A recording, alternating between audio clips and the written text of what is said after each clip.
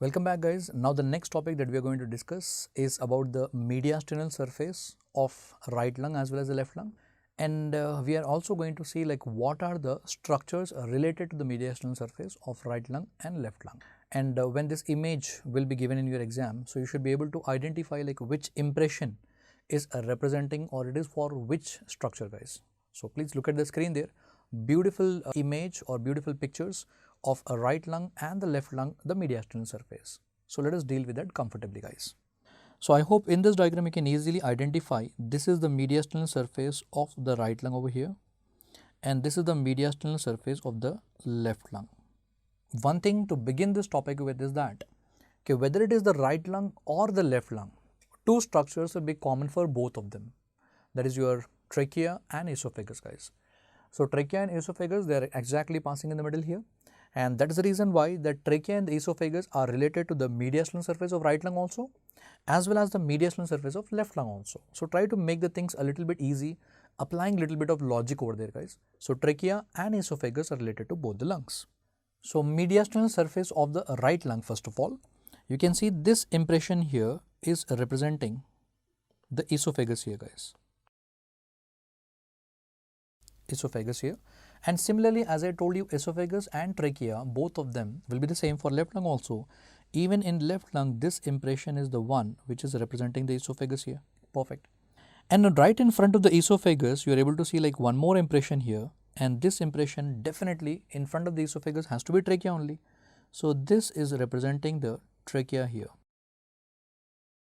And similarly here also, it's not very that much clear here, guys. It's very feeble impression there. So this one here in front of the esophagus, it has to be your trachea only. So that's the trachea. So whenever you are learning about the relations of mediastinal surface of the lung, don't panic there. First, try to make a simple logic. Esophagus and trachea will be related to both the lungs. Now once you are done with this one, try to recall already in the previous topic of root of the lung, I told you. Root of the right lung, above that arching will be the azygous vein, and root of the left lung arching above that will be the arch of aorta.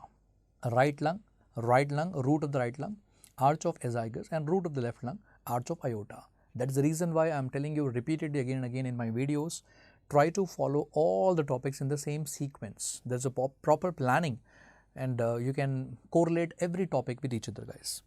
Now above the root of the right lung, this impression that you are able to see here is representing the arch of azygous. Arch of azygous. Now if there is an arch of azygous present over here, now we know that the arch of azygous will actually go and drain where only? The arch of azygous will actually go and drain into the superior vena cava. That is the reason why definitely here you should actually have your superior vena cava. So that impression is actually representing you the superior vena cava. And try to recall from our previous classes and all, superior vena cava is formed by what? The superior vena cava is formed by right and left brachiocephalic vein. Right and left brachiocephalic vein will combine together to form superior vena cava. That is the reason why if you are able to see one impression just above this one, definitely that should be representing your right brachiocephalic vein. So that is how you have to easily deal the things one by one, sir. So it is on the right side, right root of the right lung, above that arch of azygous, that will go and drain into superior vena cava. Superior vena cava is formed by brachiocephalic vein. So that is how easily you will be able to guess or intercept all these impressions, guys. Now once you are done with the superior vena cava, right brachiocephalic vein, try to recall again. Superior vena cava will go and drain the blood into which chamber of the heart? It is going to drain the blood into right atrium of the heart. So definitely below here, it has to be your cardiac area only. That big impression that you are able to see below here, it has to be your heart only there, present there. But to be more specific, exactly which chamber of the heart will be there in that will be the right atrium. It has to be right atrium only. So that big impression is representing your heart over there, and it has to be the right atrium of the heart, superior vena cava draining into right atrium only. And again the same thing, if you are able to appreciate one small impression here below, that will be the actually impression for inferior vena cava. Perfect. I think we have found like all the impressions and their related structures in a very conceptual manner. Done. Now once you are done with that, I want to include like two more nerves here guys. One will be the phrenic nerve, another one will be the vagus nerve. Now first try to recall in your mind, vagus, the 10th cranial nerve, it is the longest one and it is going to begin from your brain and it is going all the way through the neck region and then the mediastinum, finally going to the abdomen. So it has to be there in the mediastinum and we have to find out where exactly is that one, number one. Number two, phrenic. Phrenic nerve, what is the root value of that one? It's coming from C3, C4 and C5. So even phrenic nerve is coming down. Now the important thing which I am trying to teach you here is that out of that phrenic nerve and the vagus nerve, keep in your mind, phrenic nerve is the one which will be actually going in front of the hilum, or we can say in front of the root of the lung, and whereas vagus nerve is the one which is going to go behind. That is something really important and for that reason only I am actually teaching you. So these two nerves are going to pass from here, we have decided that, but one nerve is in front, one nerve is behind the hilum. Now which is in front of the hilum of the lung, that is phrenic nerve, and behind the hilum will be the vagus.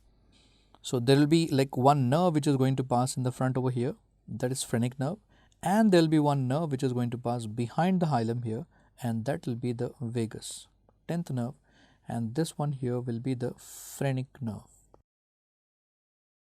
Perfect. So that is about all the structures which are related to the mediastinal surface of a right lung.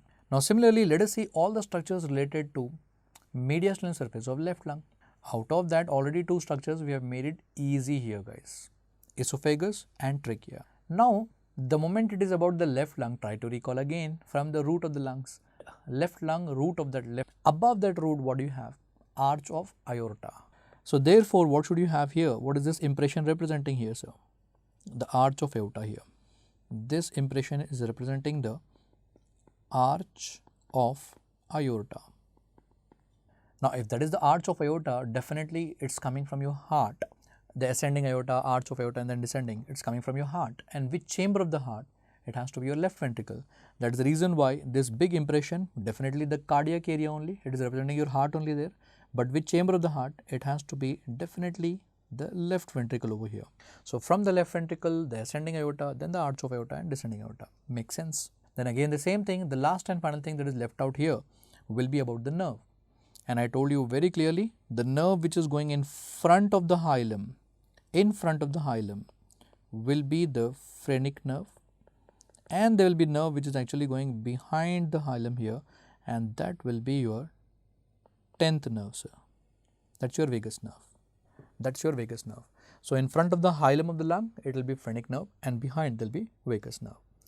That's the reason why I kept like both the images simultaneously on the screen there, so that you can compare and remember. And I think if you are following all my topics in the same sequence, it is just a cakewalk guys. It's a very simple thing to understand, nothing difficult in that one. But directly don't jump in learning about the relations of mediastinal surface of the lung, that is going to be more confusing. So better always follow in the sequence. That's all about all the structures related to mediastinal surface of both right lung as well as the left lung guys. Thank you. Done. Now let's move on to the next topic here guys. Very small topic, that is thoracic duct.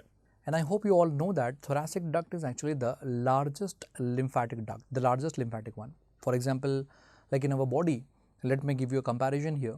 We have got arterial system and the largest in that is aorta. Similarly, we have the venous system and the largest in that one will be the vena cava. And similarly, the lymphatic system, the largest in that one will be the thoracic duct guys, thoracic duct. Now, this thoracic duct is actually going to begin from where? Remember, the thoracic duct is going to begin from cisterna chyli. And cisterna chyli will be actually present in abdomen, and in the abdomen at the level of L2, from there the thoracic duct is going to begin. And after beginning from the cisterna chyli, the thoracic duct will ascend up, first crossing the diaphragm and then further moving up, and then it is going to shift towards the left side and then further moving up and again shifting towards the left side and then going and draining the lymph. Okay, so that is the entire course of that one which I have shown you just now. Let me show you that in a diagram here sir. So let's draw this simple diagram here and finish this off. So first of all, imagine this one here to be the cisterna chyli. Now cisterna chyli is actually acting like, you know, the lymphatic heart of lymphatics. Heart of lymphatic. Now from this cisterna chyli in the abdomen, what is going to happen? Yes, the thoracic duct is going to begin from here sir. So this is basically at the level of L2. Levels are important here. That is what is being tested in the exams. Levels is important here, guys. So from here begins your thoracic duct, and thoracic duct is first going to ascend up,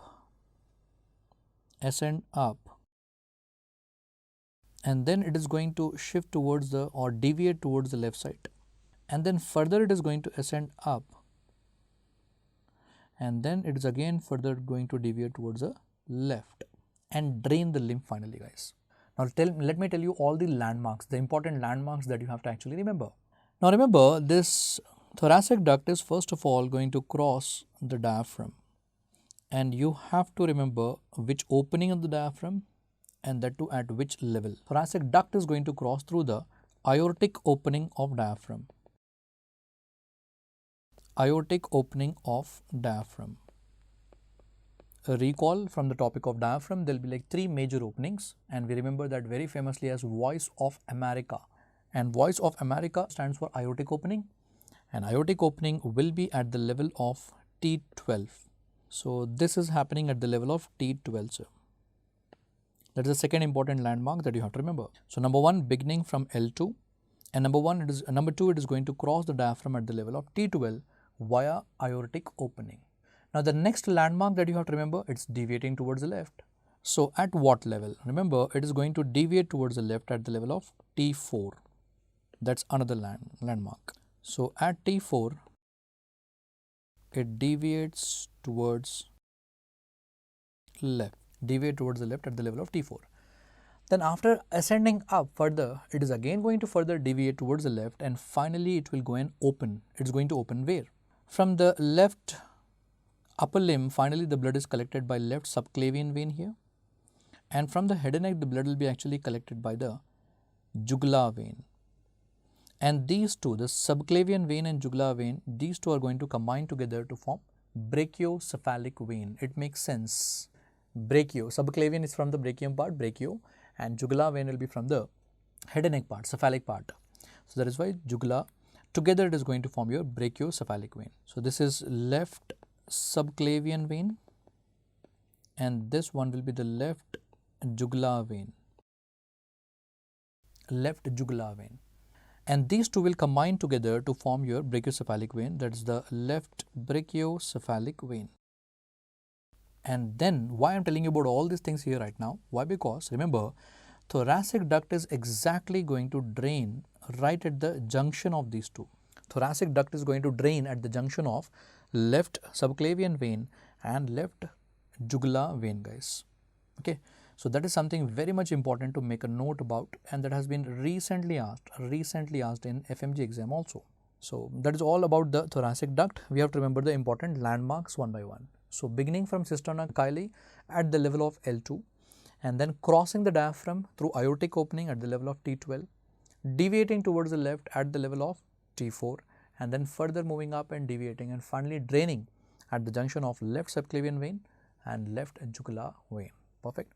And we all know thoracic duct is the one which is finally going to drain the lymph from the entire body, except for the right side of the body here, sir.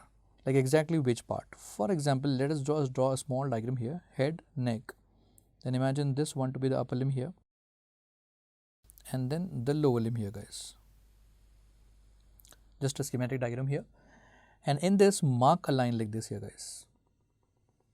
I mean to say the right side head and neck here, and the right upper limb here, and the right part of the thorax here. That is the only part from where the thoracic duct is not going to drain the lymph, guys. And from here it is drained by the right lymphatic duct, a separate one, that is a right lymphatic duct, is going to drain the lymph from the right half of the head and neck part and the right upper limb, the right thoracic part and all. But otherwise the entire body, from the entire body, the lymph will be drained by the thoracic duct. And I told you the important landmarks to be remembered here, guys. So this is all about the thoracic duct. You have to remember a small topic done in a conceptual manner, sir. That's all done here, guys. Thank you.